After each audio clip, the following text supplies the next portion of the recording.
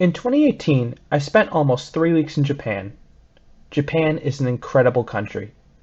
It's very modern, but the people are also among the friendliest I've met anywhere.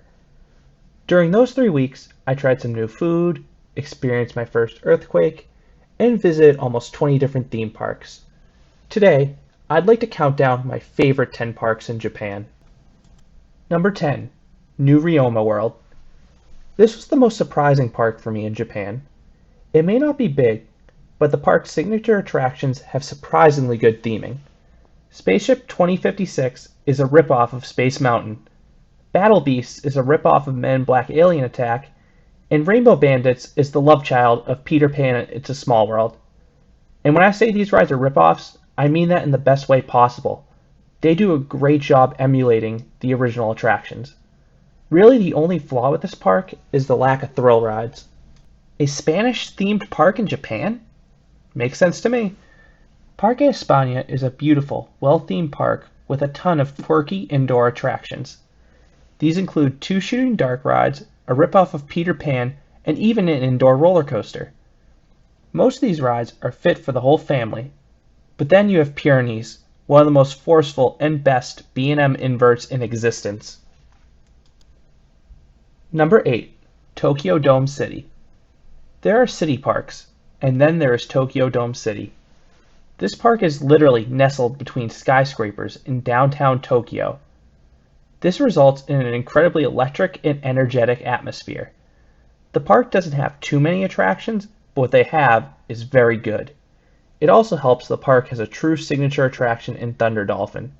A 250 plus foot tall intimate hyper is notable on its own, but it's especially noteworthy when it wraps around buildings, giving a high-speed tour of Tokyo.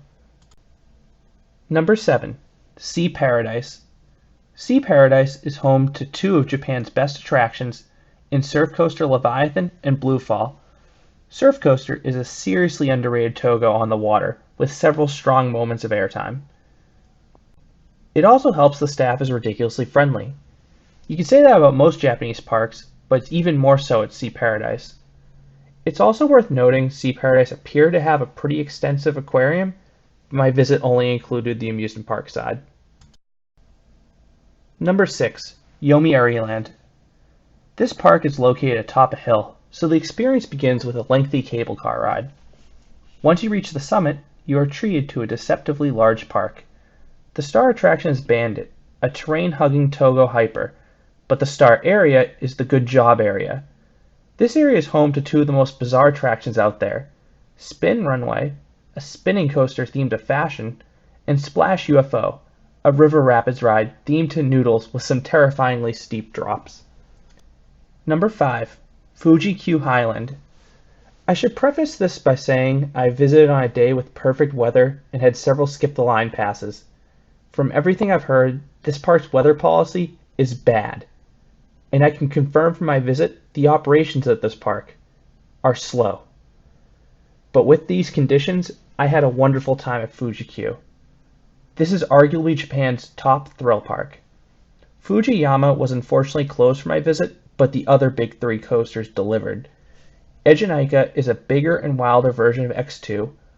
Dodonpa's launch is easily the most intense of any coaster out there, and Takabisha is a jack of all trades. Plus, this park has some thrilling flats, and the Thomas the Tank Engine area is far superior to any of the similarly themed lands back home.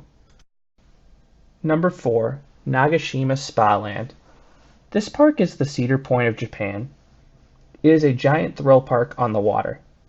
This park doesn't have much in terms of theming or landscaping, but it has some rare flats and a large diverse coaster collection.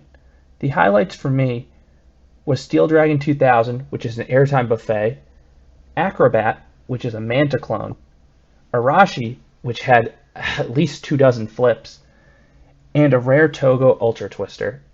Unfortunately, Hakuge was still under construction during my visit, but by all accounts, that ride is a reason to get back to Nagashima. Number 3. Universal Studios Japan. This is by far the best Universal park. You have the world's best flying coaster and flying dinosaur, plus an enjoyable B&M Hyper and Hollywood Dream. But beyond that, you have a greatest hits collection of Universal's best dark rides. These include modern favorites like Harry Potter Forbidden Journey, Jurassic Park, and Spider-Man, but the lineup also includes rides that hit the graveyard stateside, like Jaws, Terminator 2 3D, and Backdraft. The park's nighttime parade may also be the best parade I've seen anywhere. Plus, the theming and atmosphere is exactly what you'd expect from a Universal park. Number 2. Tokyo Disneysea. Tokyo Disneysea is without a doubt the most beautiful park in the world. At many points, it doesn't even feel like you're in a theme park, and I mean that as a compliment. It is also home to some of Disney's most highly themed rides ever, like Tower of Terror and Indiana Jones Adventure. Unfortunately, Journey to the Center of the Earth was closed for me, but I'm sure I'll be back someday. The park also has a ridiculously friendly staff, delicious food, fantastic shows, and I could just keep going on and on. This is without a doubt my favorite non-castle Disney park. Number 1. Tokyo Disneyland. I'm probably in the minority here, but I actually prefer Tokyo Disneyland to Tokyo Disneysea.